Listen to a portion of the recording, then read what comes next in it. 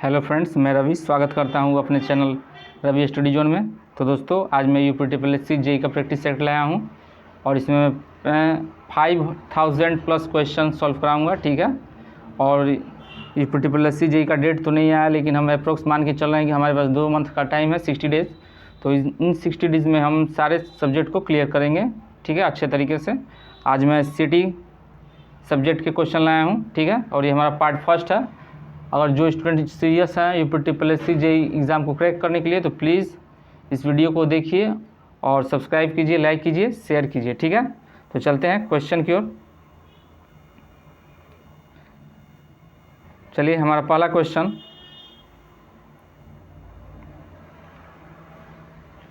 Maximum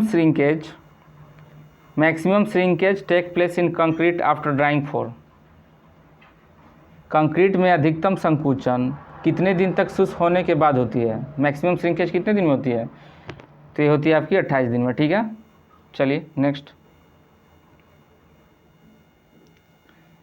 चलिए अगला question बताइए, इसमें क्या होगा। Which of the following is most common alternative to cement in concrete. इसका मतलब बोल रहा है कि मान लीजिए सीमेंट का कंक्रीट, ठीक है, कंक्रीट हम बनाते हैं तो कंक्रीट में मान लीजिए सीमेंट यूज करते हैं। अगर सीमेंट ना हो या फिर कम हो तो उसकी जगह हम क्या यूज़ कर सकते हैं सीमेंट की जगह पे, इन चारों में से? तो बताइए, ये ए स्लेग, बी फ्लाई एश, सी एसफाल्ट या डी लाइम? बताइए।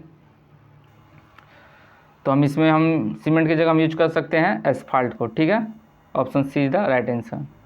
चलिए next. The diameter of needle in Vicat apparatus for initial setting time is. प्रारंभिक जमाव काल के लिए उपयुक्त विकार्ट उपकरण की सुई का व्यास होता है। जो विकार्ट apparatus है उसका जो नीडल है उसका व्यास पूछ रहा है, डायमीटर। तो बताइए कितना होता है? ए 0.5 mm, बी 1 mm, सी 5 mm या डी 10 mm? तो इसमें होता है आपका ऑप्शन बी 1 mm। ठीक है, और देखिए विकार्ट जो apparatus है उसका यूज हम करते हैं पहला कंसिस्टेंसी टेस्ट करने के लिए, कंसिस्टेंसी टेस्ट, इसको हिंदी में कहते हैं सघनता परीक्षण। और दूसरा हम क्या टेस्ट करते हैं? Initial and final setting time. ठीक है, initial and final setting time test करते हैं, 2 चीज़ करते हैं विकार्ट apparatus से। और देखिए जो नीडल होता है उसका व्यास दिया है, जो पूछा था, तो नीडल का व्यास कितना होता है विकार्ट apparatus का? 1 mm। ठीक है, और प्लंजर का पूछेगा। प्लंजर जो होता है जो apparatus में लगा होता है उस प्लंजर का डायमीटर पूछेगा तो हो जाता है हमारा 10 mm। ठीक है, और वही प्लंजर का अगर लेंथ पूछेगा, इस प्लंजर का लेंथ पूछेगा तो ये हमारा हो जाता है 40 to 50 mm। ठीक है, और विकार्ट apparatus का यूज करते हैं कंसिस्टेंसी टेस्ट के लिए, जिसको हिंदी में सघनता परीक्षण कहते हैं, और दूसरा initial and final setting time test के लिए। ठीक है, तो चलिए नेक्स्ट क्वेश्चन देखिए। हमारा अगला सवाल, the gel space ratio for a concrete sample is given as 0.589। Gel space ratio दिया है और पूछ क्या रहा है? Theoretical strength of the concrete sample. ठीक है, तो चलिए इसको बनाया जाता है। Theoretical strength of concrete sample का फॉर्मूला देखिए, theoretical strength of concrete sample का फॉर्मूला होता है 240 × x⁻3, और x यहाँ पर क्या होता है? Gel space ratio. यही x है आपका जेल स्पेस रेशियो। ठीक है, कितना समझ में आ गया? अब देखिए क्या करते हैं, इस फॉर्मूले में रख देते हैं। तो 240 × x का वैल्यू दिया हुआ है जेल स्पेस रेशियो कितना? 0.589 होल का क्यूब, और इसको सॉल्व कीजिएगा तो आपका आ जाएगा 49.04 न्यूटन पर mm²। तो कौन सा है 49.04? Option A is the right answer. ठीक है, चलिए नेक्स्ट देखते हैं। अगला सवाल हमारा,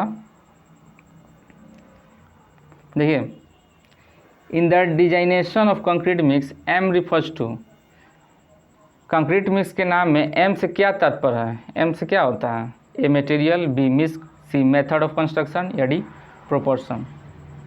बताइए। तो एम का मतलब होता है मिक्स, ठीक है, option B is the right answer. चलिए next, which is added to make the white concrete, सफ़ेद कंक्रीट बनाने के लिए किसे मिलाया जाता है? A fly ash, B metakaolin, C rice husk या डी पिगमेंट्स। बताइए। तो इसमें हमारा होगा ऑप्शन बी मेटाकालिन, ठीक है। चलिए नेक्स्ट, अगला सवाल, according to IS 456/2000 what is the modulus of elasticity of M25 concrete. देखिए, अकॉर्डिंग टू IS 456/2000 के अनुसार मॉडुलस ऑफ इलास्टिसिटी पूछ रहा है M25 कंक्रीट का। तो चलते हैं इसको निकालें। देखिए, IS 456/2000 के अनुसार मॉडुलस जो इलास्टिसिटी होता है EC, वो होता है 5000 √FC/K, ठीक है। ये होता है आपका 2000 के अनुसार, यही पूछता है 1996 के अनुसार, तो ये हो जाता है 5700 √FC/K, ठीक है, 1996 के अनुसार, ठीक है। तो देखिए इसमें क्या, इस फॉर्मूले में रख दीजिए, तो ये 5000 ही हो जाएगा। और FC का क्या यहाँ वैल्यू दिया है? FC के क्या होता है? C के मतलब कैरेक्टरिस्टिक स्ट्रेंथ, तो यहाँ पे कैरेक्टरिस्टिक स्ट्रेंथ कितना है? 25 है, यहाँ पे 25 रख लीजिए। तो फिर सॉल्व कीजिए तो आपका हो जाएगा यहाँ पर 5000 इंटू 25 का रूट है तो 5 हो जाएगा, और इसको सॉल्व कीजिएगा तो 25000 25,000 न्यूटन पर mm²। कौन सा है? आपका option B is the right answer, ठीक है। चलिए नेक्स्ट क्वेश्चन देखते हैं। हमारा अगला सवाल, विच IS code uses the recommended guideline for concrete mix design.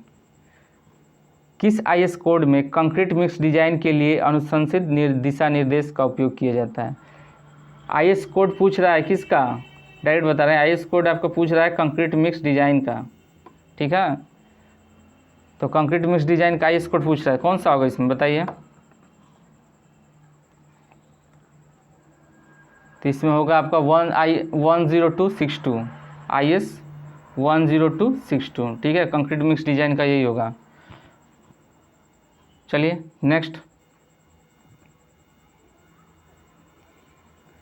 देखिए हमारा अगला सवाल, for the construction of cement concrete dams the maximum permissible size of the aggregate is.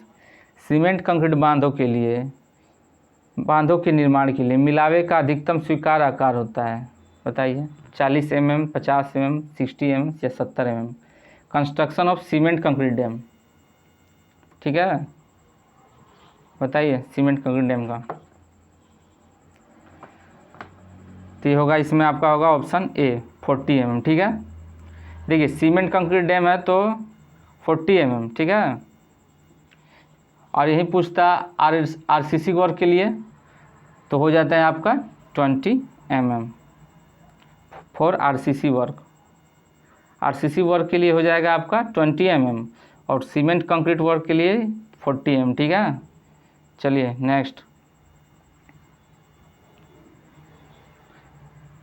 Next अगला सवाल, टू वेट कंक्रीट में कॉज, बहुत अधिक गीली कंक्रीट किसके कारण होता है? बताइए। A segregation, B lower density, C weakness of concrete या D all option are correct. बताइए। टू वेट कंक्रीट में कॉज, तो इसमें देखिए इसमें हो जाएगा ऑल ऑप्शन आर करेक्ट, ठीक है, ऑप्शन डी। देखिए सिग्रेशन मतलब पृथक्करण होता है, जो मिलावा होता है टूट फूट कर चारों ओर बिखर जाता है, वो इसी को कहते हैं पृथक्करण, ठीक है, सिग्रेशन। और लोअर डेंसिटी कम घनत्व, वीकनेस ऑफ कंक्रीट, जब ट्यूब बहुत सारा गीला हो जाएगा कंक्रीट तो वो कमज़ोर हो जाता है, डेंसिटी लो हो जाती है और पृथक्करण भी हो जाता है। ठीक है, तो इसमें चारों सही होगा। चलिए next,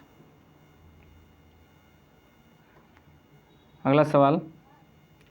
for M25 grade concrete the split tensile strength in terms of percentage of its compressive strength is.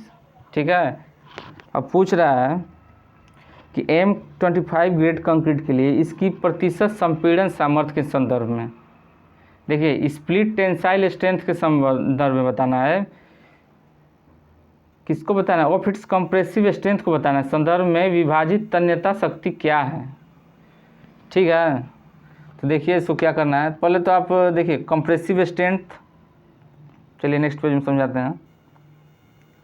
देखिए कंप्रेसिव स्ट्रेंथ कितना दिया हुआ है, M25 दिया हुआ है और कुछ तो नहीं दिया हुआ है। ठीक है, नोट कीजिएगा। तो देखिए कंप्रेसिव स्ट्रेंथ लिख लीजिए आप, इसका FCK इक्वल टू 25 दिया है।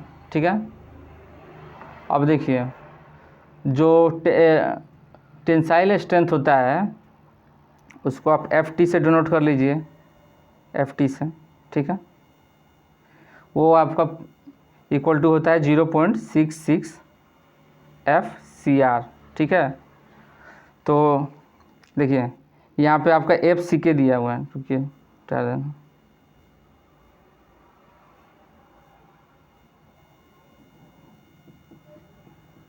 फिर से बताना।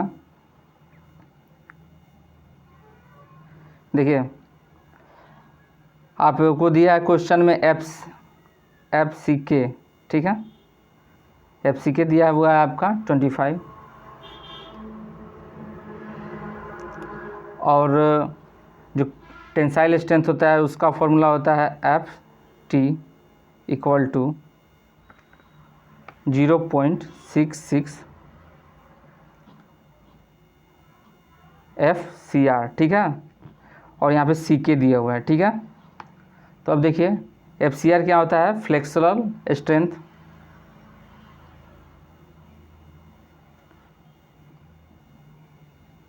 ये हो गया फ्लेक्सुरल स्ट्रेंथ।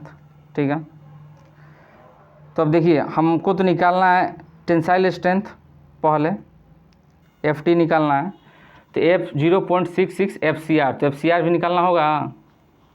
हाँ, तो FCR निकालने के लिए देखिए क्या करते हैं, FCR equal to 0.7 under root FCK। ठीक है, तो यहाँ से 0.7 और अंडर रूट FCK मतलब कि अंडर रूट और FCK का वैल्यू 25, इसको आप सॉल्व कीजिएगा तो आपका आ जाएगा 3.5 न्यूटन पर mm²। ठीक है, अब यहाँ पे आपका FCR आ गया। ठीक है, अब देखिए FCR का वैल्यू आप इसमें रख सकते हैं, तो FCR आपके पास 3.5 न्यूटन पर mm² आ गया।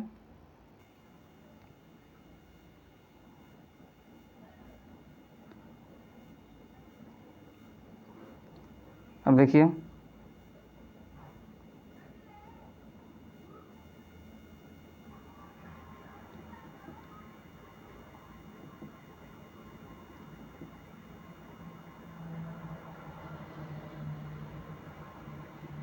अब देखिए FCR आपको 3.5 न्यूटन पर mm² आ गया ना। अब क्या करना है, अब आप FT निकाल लीजिए। तो FT हमारा क्या था, 0.66 FCR, तो FCR का वैल्यू कितना हो गया, 3.5 जो निकला था। तो इसको सॉल्व करेंगे तो हमारा आ जाएगा 2.3 न्यूटन पर mm²। ठीक है, और यहाँ पे FT भी निकल गया और FCR भी निकल गया। ठीक है, अब दोनों को रेशियो में करना है, पूछा था क्वेश्चन में आपको परसेंटेज के फॉर्म में। ठीक है, तो वही अब क्या कीजिए, यहाँ पे पहले आप रख लीजिए FT, टेंसाइल स्ट्रेंथ का पूछा था किसके संदर्भ में, कंप्रेसिव स्ट्रेंथ के, और नीचे 3.5 सॉरी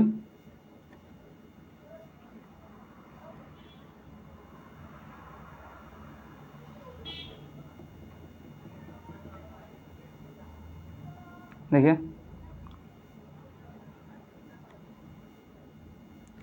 यहाँ पे हो जाएगा 2.3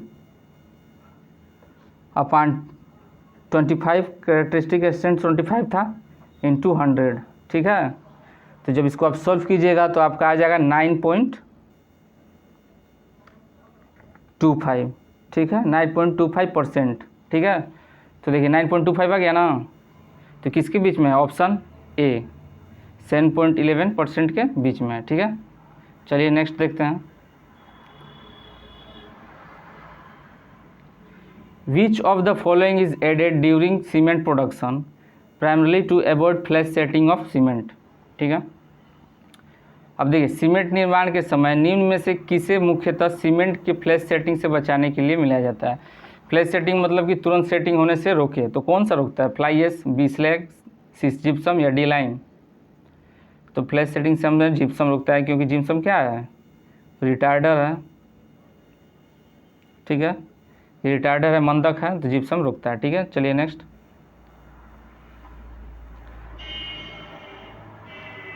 how many components are mainly use to prepare concrete, ठीक है। कंक्रीट तैयार करने के लिए मुख्य रूप से कितने अवयव का उपयोग किया जाता है? तो कंक्रीट तैयार करने के लिए आपको मुख्य रूप से बताइए, A5, B3, C2 या D4? तो इसमें हो जाएगा option B, D is the right answer, 4। देखिए कंक्रीट और मोटार में अंतर होता है, ठीक है। कंक्रीट में 4 होते हैं जबकि मोटार में 3 होता है, ठीक है। तो कंक्रीट में 4, देखिए 4 कौन से होते हैं? पहला सीमेंट, दूसरा सैंड, तीसरा वाटर और फोर्थ हमारा stone chips,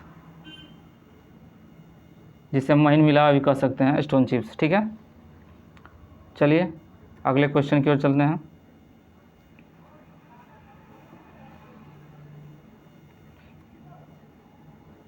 M15 concrete is used for, M15 concrete का उपयोग किस लिए किया जाता है? A dams, B foundation, C RCC, D mass concreting work, ठीक है, बताइए।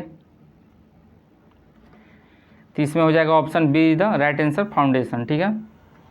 एम कंक्रीट का यूज किया जाता है फाउंडेशन में, ठीक है, और आपका यूज किया जाता है इसका M15 का बीम में, ठीक है, स्लैब में, लिंटल में और कॉलम में, ठीक है। चलिए नेक्स्ट। तो दोस्तों चलिए देखिए हमारा नेक्स्ट सवाल।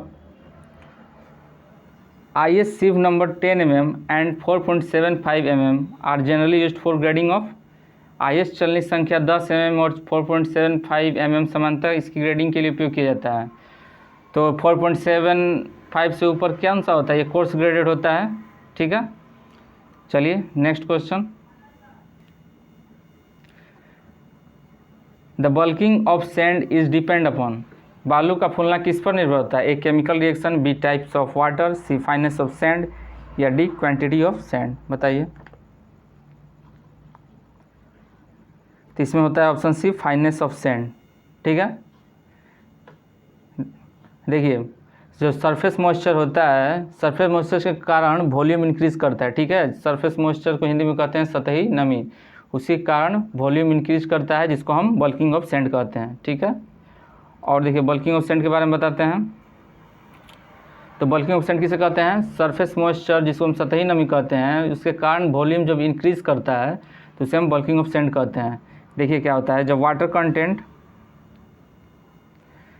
कंटेंट यानी कि जलांश जिसे कहते हैं वो 5% to 6% रहता है,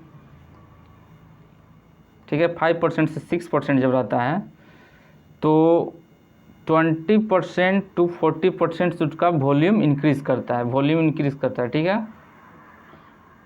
वॉल्यूम इंक्रीज करेगा, ठीक है। वही जब वाटर कंटेंट 6% to 11% के लगभग रहेगा तो वॉल्यूम डिक्रीज करेगा, वॉल्यूम डिक्रीज करेगा। ठीक है, अब देखिए जब जलांश 12% से 20% होगा तो जो सैंड होगा उसका वॉल्यूम, उसके जो सैंड है उसका वॉल्यूम उसके ड्राई वॉल्यूम यानी कि शुष्क आयतन ड्राई वॉल्यूम के इक्वल होगा। ठीक है, इक्वल होगा।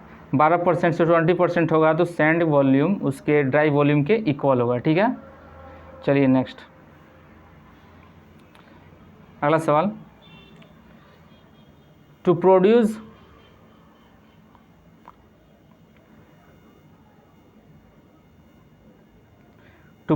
लो heat cement it is necessary to reduce the compound. कम गर्म सीमेंट का उत्पादन करने के लिए कौन सा पदार्थ को कम करना आवश्यक है? तो लो हीट सीमेंट बनाना है तो किस कंपाउंड को कम रखेंगे? डायरेक्ट पूछ रही है। ए C3S, बी C2S, सी C3A या डी C4AF। तो देखिए इसको हम रखेंगे आपका C3A, इसको कम रखेंगे। ठीक है, क्यों कम रखेंगे? क्योंकि सबसे अधिक ऊर्जा यही उत्पन्न करता है, मैक्सिमम एनर्जी। ठीक है, देखिए C3A मैक्सिमम होता है, उससे कम होता है आपका C3S, उससे कम होता है C4AF और उससे कम होता है C2S। ठीक है, तो मैक्सिमम ऊर्जा एनर्जी जो है C3A प्रोड्यूस करता है, इसीलिए हम इसको लो हीट सीमेंट बनाते हैं तो इसकी मात्रा लेस रखते हैं। ठीक है, चलिए next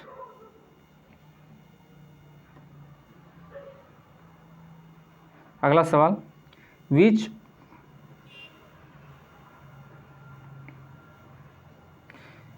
of the following statements about the volume batching is true? Volume batching के बारे में निम्नलिखित में से कौन सा कथन सही है? बताइए। Problem of bulking is neglected, it is not easy to measure granular material in term of volume, C its facilitates accuracy in proportion of material, या D it is good method for proportioning. Which of the following statement about volume batching is true? Volume batching के संदर्भ में बताना है कौन सा सही है। तो इसमें आपका देखिए option B is the right answer होगा। ठीक है, it is not easy to measure granular material in term of volume. मात्रा के संदर्भ में दानेदार सामग्री का मापना आसान नहीं होता है। जो दानेदार होते हैं उसको मापना आसान नहीं होता, इसीलिए हम उसको चलनी से निकाल दिया करते हैं। ठीक है, चलिए नेक्स्ट आगे पूछ रहा है। The combined name for the two test elongation index and flakiness index. ठीक है, कंबाइंड नेम दोनों मिलाकर एक नाम का यूज करते हैं फॉर द टू टेस्ट। दो टेस्ट करना होगा ना, या फिर इलोंगेशन टेस्ट कीजिए या फिर फ्लैकीनेस टेस्ट कीजिए, हम उसको मिलाकर एक नाम यूज़ कर देते हैं। कौन सा यूज करते हैं ज़्यादातर? A stability test, B shape test, C surface test, या डी स्ट्रेंथ टेस्ट के बोलते हैं। कंबाइंड नेम क्या है दोनों का? तो ये होता है आपका शेप टेस्ट। ठीक है, अब देखिए शेप टेस्ट के बारे में बताते हैं। देखिए दो था क्वेश्चन में, फ्लैकीनेस इंडेक्स था और इलोंगेशन इंडेक्स था, दो था। तो पहले देखते हैं फ्लैकीनेस इंडेक्स के बारे में।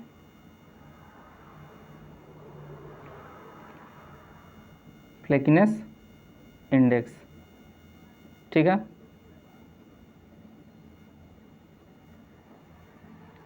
तो देखिए इसमें क्या होता है, जब एग्रीगेट पार्टिकल, ध्यान से सुनिए, फ्लैकीनेस इंडेक्स में जब एग्रीगेट पार्टिकल का मिनिमम साइज इसके एवरेज साइज के 3/5 या 0.6 से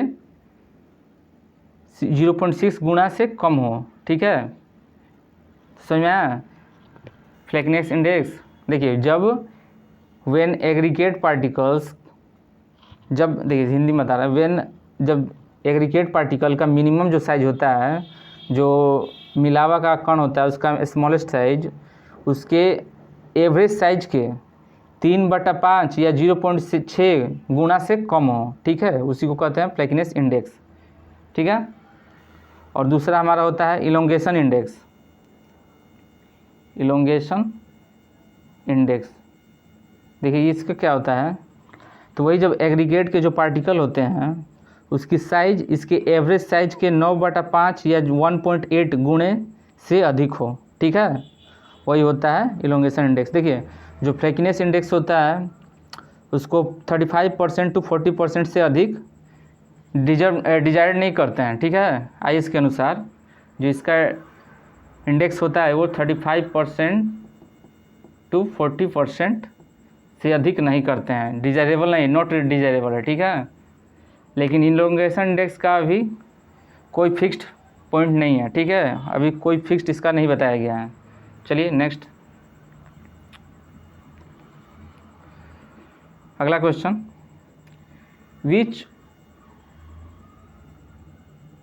विच of the following is not an advantage of concrete, इनमें से कौन सा कंक्रीट का फायदा नहीं है। A, it is stable and fire resistance, B, its compressive strength is more, C, its tensile strength is more, और D, it can be poured into saver place by pumping. Concrete का फायदा नहीं है इसमें से, तो देखिए it is stable and fire resistance, ये फ़ायदा है, स्टेबल होता है और फायर रेसिस्टेंस होता है, ठीक है। It's compressive strength is more, concrete का कंप्रेसिव स्ट्रेंथ अधिक होता है, ठीक है। और it's tensile strength is more, और टेंसाइल स्ट्रेंथ जो इसका अधिक नहीं होता है, अभी दिखा रहे हैं आपको, बता रहे हैं कैसे। और फोर्थ है आपका, it can be poured into saver place by pumping, उसे पंप से कठिन स्थानों पर डाला जा सकता है, ये भी सही है, ठीक है। तो देखिए इसमें आपका जो डी है टेंसाइल स्ट्रेंथ, ये आपका सही होगा, ठीक है। अब देखिए क्यों होगा, देखिए मान लीजिए कंक्रीट है, ये अब कंक्रीट है, तो इस पर मान लीजिए अब लोड लगा रहे हैं, यहाँ पे कंप्रेस कर रहे हैं इसको, तो ये कंप्रेशन तो सह ले रहा है, ठीक है। कंप्रेस फोर्स करते हैं, कंप्रेशन करते हैं तो कुछ लिमिट तक तो सह लेता है, ठीक है। लेकिन ऐसी कंक्रीट में जब टेंसाइल लगाते हैं तो ये अधिक नहीं काम करता है, ये टेंसाइल फोर्स काम नहीं करता है। यहाँ पे इसको दोनों से खींचेगा तो कंक्रीट खींचेगा, नहीं खींचेगा। कंक्रीट लीजिए दोनों से खींचिए तो इसमें टेंसाइल स्ट्रेंथ इज़ नो मोर, यही आपका सही है, टेंसाइल स्ट्रेंथ इज़ नो मोर। लेकिन ये कंक्रीट है, कंप्रेसिव स्ट्रेंथ है, इसको हम लगा सकते हैं, एक लिमिट तक ये सह सकता है, ठीक है। तो वही आपको बोला है कि टेंसाइल स्ट्रेंथ इज़ मोर, ठीक है, टेंसाइल स्ट्रेंथ इज़ मोर। चलिए ठीक है, तो इनमें से कौन सा कंक्रीट का फ़ायदा नहीं है, तो टेंसाइल स्ट्रेंथ इज़ मोर होगा। चलते हैं अगले क्वेश्चन की ओर। तो देखिए अगला question, plain cement concrete is strong in taking, बताइए। Plain cement concrete is strong in taking, A tensile stress, B compressive stresses, C shear stresses, या D tear stresses. Plain cement concrete देखिए, तो देखिए plane cement जो concrete होता है इसमें RCC का यूज हम नहीं करते हैं, ठीक है, इसी से प्लेन सीमेंट कंक्रीट बोलते हैं।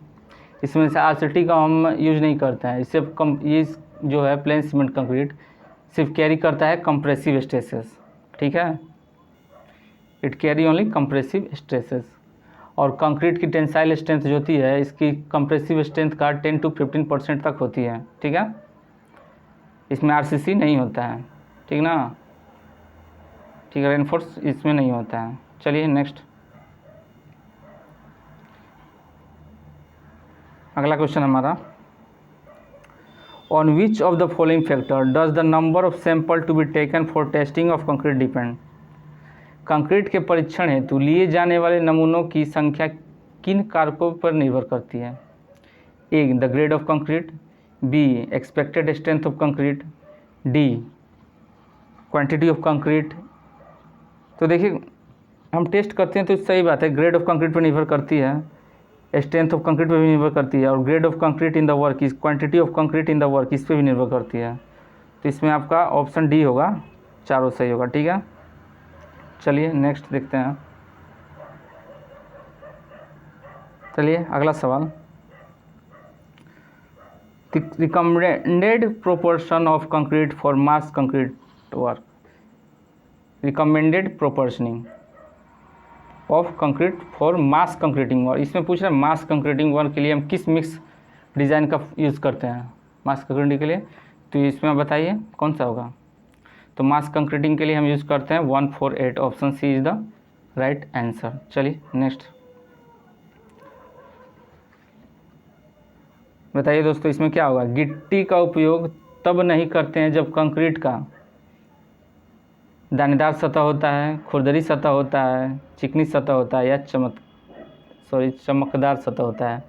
गिट्टी का उपयोग कब हम नहीं करते हैं कंक्रीट में, तो जब सतह चमकदार होता है तब हम गिट्टी का उपयोग नहीं करते हैं। चलिए नेक्स्ट। और दोस्तों देखिए अगला क्वेश्चन हमारा, which is used in concrete to provide economy in the cost of material. इसका मतलब बोल रहा है कंक्रीट में किसका प्रयोग सामग्री की लागत को मितव्ययी इकोनॉमी फायदेमंद बनाने के लिए प्रदान किया जाता है। And it is used as filler only and do not react with water and cement. अब ये एक पूरक मतलब फिलर का काम करता है, ठीक है, तथा पानी और सीमेंट में क्रिया नहीं करता और पानी और सीमेंट के साथ क्रिया भी नहीं करता है। तो इसमें से कौन सा होगा, ये तो आप देख कर भी बता दीजिएगा। बताइए, A sulphate resistant cement, B pozzolana, C alumina या डी एग्रीकेट। तो पानी और सीमेंट के साथ प्रक्रिया नहीं करेगा तो एग्रीकेट ही होगा ना, मिलावा। अल्मुनिया, पोज़ोलाना और सीमेंट तो रिएक्ट कर ही लेगा, तो पोज़ोलाना आपका option D is the right answer. ठीक है, चलिए नेक्स्ट बताइए। The light weight concrete are obtain from A sedimentary rock, B metamorphic rock, C igneous rock या डी वोल्केनिक सोर्स। बताइए कौन सा होगा। तो इसमें होगा आपका ऑप्शन डी वोल्केनिक सोर्स। ठीक है, option D is the right answer, volcanic source. चलिए नेक्स्ट देखते हैं।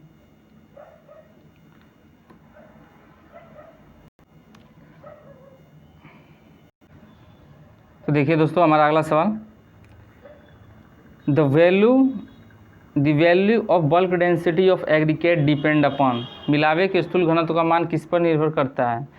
तो जो value of bulk density of aggregate मिलावे का किस पर निर्भर करता है, तो ये साइज जो डिस्ट्रीब्यूशन ऑफ एग्रीगेट पे करता है, ये मिलावे का आकार कैसा है, शेप पर करता है और साइज पे भी करता है, शेप पे भी करता है और स्पेसिफिक ग्रेविटी तीनों पे करता है। ठीक है, चलिए नेक्स्ट देखते हैं। देखिए अगला सवाल हमारा क्या है, इसमें बोल रहा है कि additional cover thickness in reinforce cement concrete member totally immersed in sea water. Additional cover बोल रहा है समुद्री जल में पूर्ण रूप से डूबे हुए प्रबलित सीमेंट कंक्रीट अवयवों में अतिरिक्त आवरण की मोटाई क्या होती है। एडिशनल कवर थिकनेस पूछ रहा है, तो ये होती है आपकी 40 mm। ठीक है, 40 mm होती है। ठीक है, चलिए नेक्स्ट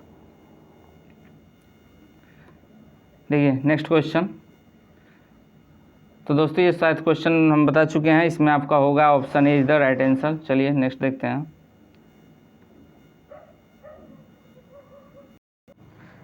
चलिए दोस्तों हमारा अगला सवाल देखिए, is an engineered material that contain,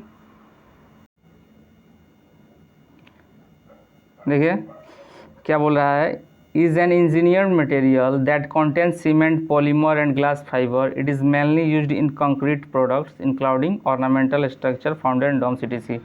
एक इंजीनियरिंग सामग्री है जो कि सीमेंट, पॉलीमर और ग्लास फाइबर की होती है। यह मुख्यतः कंक्रीट उत्पाद में प्रयोग किया जाता है जिसमें कि सजावटी संरचना, फव्वारे, गुंबदें इत्यादि शामिल होते हैं। कौन सा इंजीनियरिंग मटेरियल है बताइए। A polypropylene fibre reinforced, B fibre glass reinforce concrete, C natural fibre reinforce concrete या D glass fibre reinforce concrete. तो इसमें होगा आपका बताइए। Engineering material that contain cement भी है, पॉलीमर भी है, ग्लास फाइबर भी है, तो ये होता है आपका glass fibre cement reinforce concrete. Option D is the right answer. ठीक है, चलिए नेक्स्ट देखते हैं। देखिए हमारा अगला सवाल,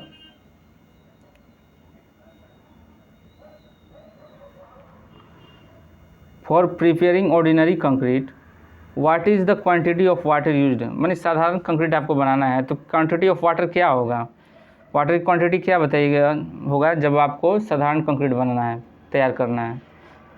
5% of weight of concrete plus 20% weight of cement, तो ये नहीं होगा। दूसरा 10% of weight of concrete plus 10% of weight of cement, ये भी नहीं होगा। तीसरा 5% by weight of concrete plus 30% weight of cement. तो दोस्तों यही हमारा सी इज़ द राइट आंसर, ठीक है। ऑप्शन सी इज़ द हमारा right answer. 5% by weight of the concrete plus 30% weight of the cement, यही हमारा राइट आंसर होगा। जो हम प्लेन सीमेंट कंक्रीट बनाएंगे तो यही करेंगे, अपने वेट का 5% बाई वेट ऑफ एग्रीगेट, मतलब कि मिलावे के वजन का 5% और सीमेंट के वजन का 30%, ठीक है। अगर सिंपल कंक्रीट बनाना हो तो किसका बोल रहा है, प्रिपेयरिंग ऑर्डिनरी कंक्रीट, ठीक है। चलिए अगला क्वेश्चन देखते हैं। तो देखिए नेक्स्ट क्वेश्चन हमारा क्या कह रहा है, which IS code give detailing water to be used in concrete, detail regarding water to be used in concrete, बताइए कौन सा होगा इसमें, बताइए। तो इसमें आपका होगा option A is the right answer, ठीक है। Option A is the right answer, 456 होगा। IS code which gives detail regarding water to be used in concrete, ठीक है। तो ये होगा आपका IS 456 के अनुसार हम IS code gives detail regarding water to be used concrete में जो वाटर यूज करते हैं वो हम IS 456 के अनुसार करते हैं, ठीक है।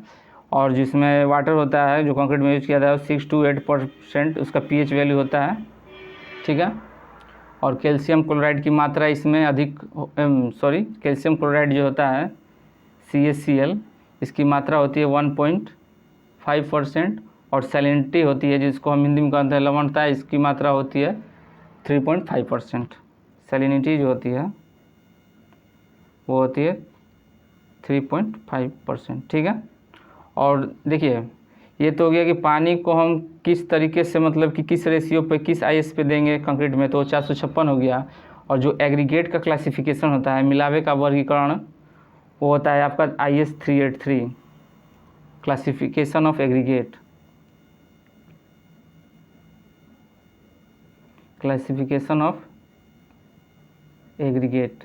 मिलावे का वर्गीकरण जो होता है क्लासिफिकेशन ऑफ एग्रीगेट वो IS 383 पे होता है। और पानी का कितना देते हैं हम, वो IS 456 पे देते हैं, ठीक है। चलिए नेक्स्ट देखते हैं।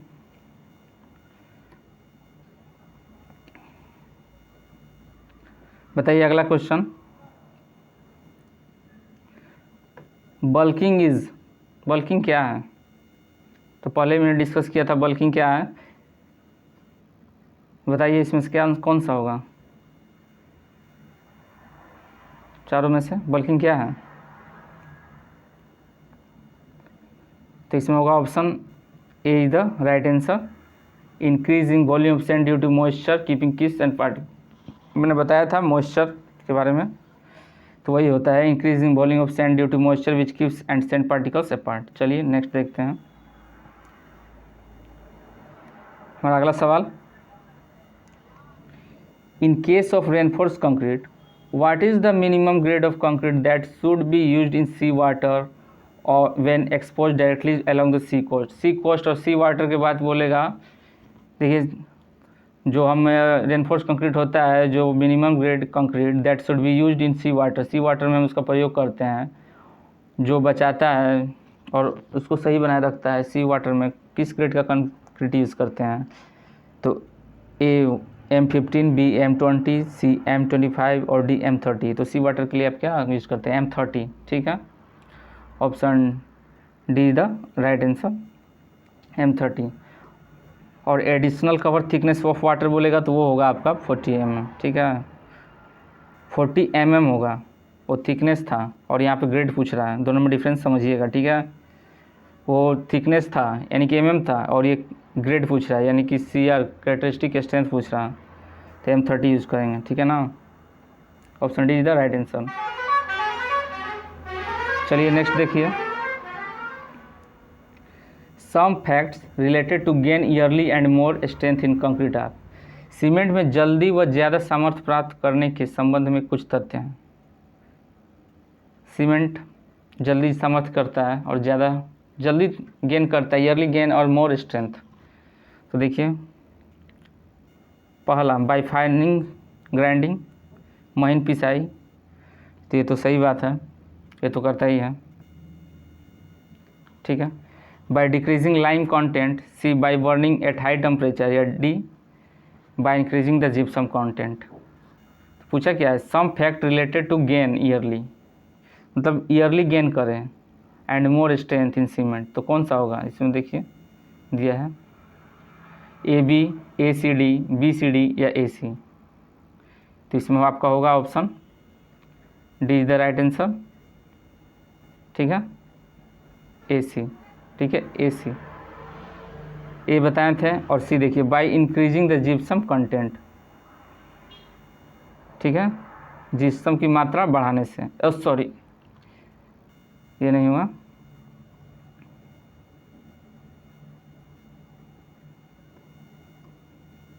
आपका कौन सा होगा, ए और सी होगा। बाय फाइन ग्राइंडिंग, आप महीन पीसिएगा उसको तब होगा, बाय फाइन ग्राइंडिंग होगा, और आप क्या कीजिएगा, bye burning at high temperature, और उसको bye burning at high temperature, अधिक टेम्परेचर गर्म कीजिएगा और महीन पीसिएगा तो ईयरली गेन होगा, ठीक है। जिप्सम तो बढ़ा दीजिएगा तो वो तो स्लो हो जाएगा, ठीक है। चलिए ए और सी इज द राइट आंसर होगा इसमें, ए एंड सी। चलिए नेक्स्ट देखते हैं, हमारा अगला सवाल,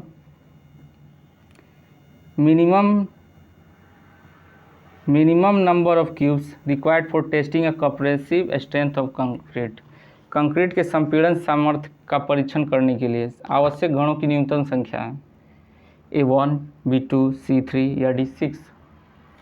देखिए मिनिमम क्यूब हम यूज करते हैं 3, ठीक है, option 3 is the right answer, और मेजरमेंट जो होता है वो क्यूब का 150 mm होता है, ठीक है। चलिए नेक्स्ट, अब देखिए ये क्वेश्चन मजेदार है, in which type of concrete there is absence of capillary passage and there is no transmission of water by capillary action.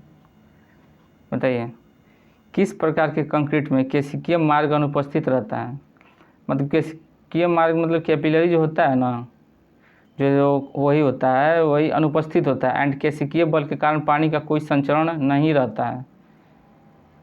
तो कौन सा कंक्रीट है, A no fines concrete, B precast concrete, C light weight concrete या D prestress concrete.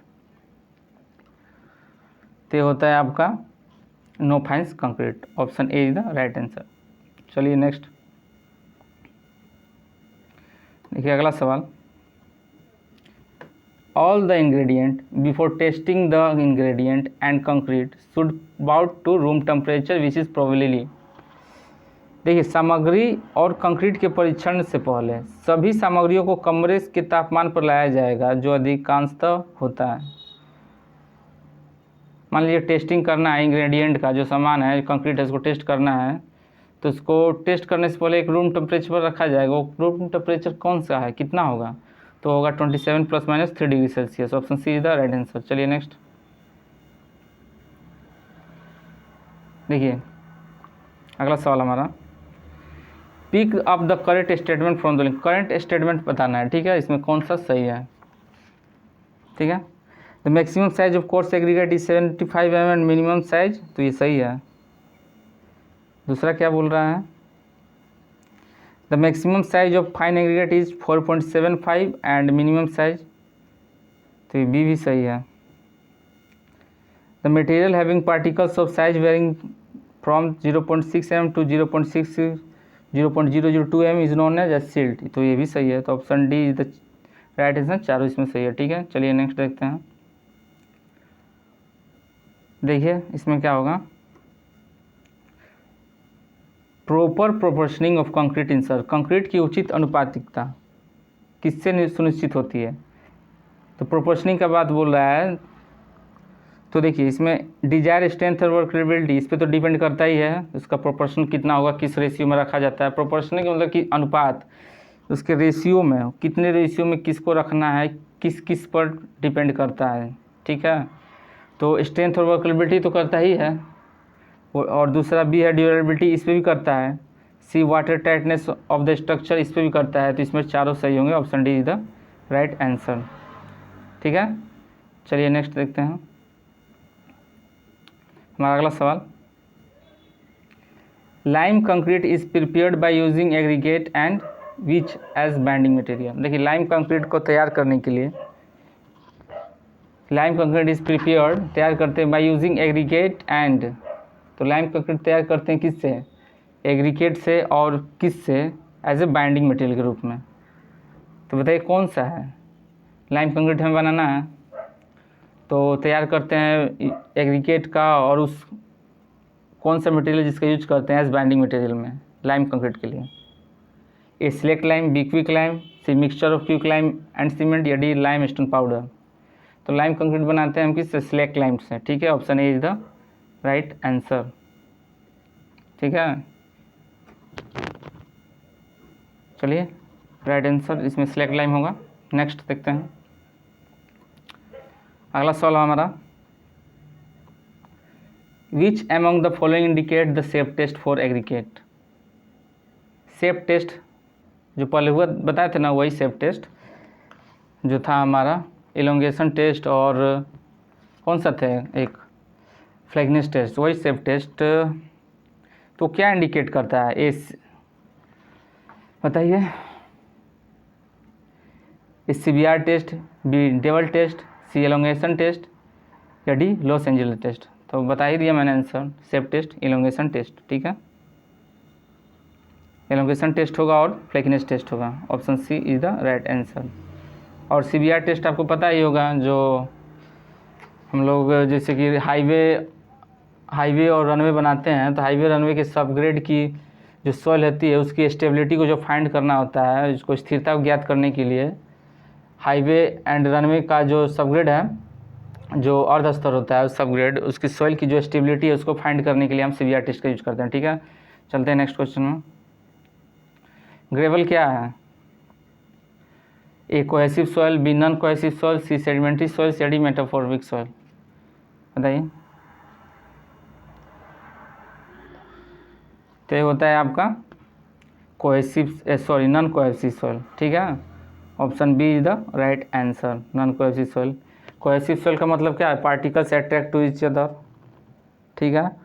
और non cohesive का मतलब होता है पार्टिकल रिपेल ईच अदर, एक दूसरे से अपने को रिपेल करते हैं, और कोहेसिव अट्रैक्ट करते हैं। और ग्रेवल तो बड़ा बड़ा होता है, तो पार्टिकल्स तो होते हैं दूर दूर होते हैं, तो कोहेसिव कहाँ से होगा? नॉन कोहेसिव होगा इसमें, ठीक है। चलिए नेक्स्ट देखते हैं। अब देखिए इसमें, विच of the following is not a constitute of cement mortar. तो पहले ही मैंने बताया था सीमेंट मोटार और कंक्रीट में क्या अंतर है, बताया था ना। मोटार जो होता है उसमें देखिए, मोटार जो होता है वो mixture of cement, sand and water होता है, ठीक है। मोटार जो होता है वो सीमेंट, सैंड, वाटर होता है, और जो कंक्रीट होता है वो सीमेंट, सैंड, वाटर और स्टोन चिप्स, जिसको हम महीन मिलावा भी कहते हैं, यानी कि फाइनर एग्रीगेट भी कहते हैं। कंक्रीट जो होता है 4 से बनाता है, सीमेंट, सैंड, वाटर और फाइनर एग्रीगेट या स्टोन चिप्स कहिए उसको। और जो मोटार होता है वो 3 चीज़ से, सीमेंट, सैंड और वाटर, सीमेंट, सैंड और वाटर, ठीक है। तो इसमें आपका दिया हुआ है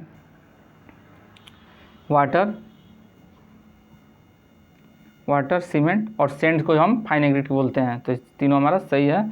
तो किस कॉन्स्टिट्यूट का यूज हम नहीं करते हैं? तो हमारा जो 4 होगा डी, इसका हम यूज नहीं करते हैं। तो इस क्वेश्चन के अनुसार हमारा डी सही होगा, क्योंकि इसमें पूछा है not a constituent of cement mortar, तो option D is the right answer, ठीक है। ये दोनों नहीं होगा, डी होगा, ठीक है। चलिए next, the stiffness of cement is tested by, बताइए। सीमेंट की स्टिफनेस जो होती है उसको टेस्ट किया जाता है किसके द्वारा? A the load required for breaking the spring, B load per coil of the spring, C load required to produce unit deflection, या D load required to compress the spring up to shearing proportional limit. क्या पूछा है? Stiffness of cement is tested by, बताइए कौन सा होगा? तो stiffness of cement is tested by option C is the right answer, load required to produce unit deflection. और दोस्तों हमारा वीडियो कैसा लगा? अगर अच्छा लगा तो प्लीज़ लाइक कीजिएगा और बुरा लगा तो डिसलाइक कर दीजिएगा। ठीक है, मिलते हैं अगले वीडियो में। और दोस्तों ये हमारा सीरीज चलता रहेगा जिसमें 5,000 क्वेश्चन मैं कराऊंगा। ठीक है, तो यूपीटीपीएससी के जो स्टूडेंट है वो प्लीज़ लाइक शेयर और सब्सक्राइब कर लीजिए, क्योंकि ये आपके लिए बहुत ही यूज़फुल होगा। तो मिलते हैं अगले वीडियो में कल। ठीक है, धन्यवाद।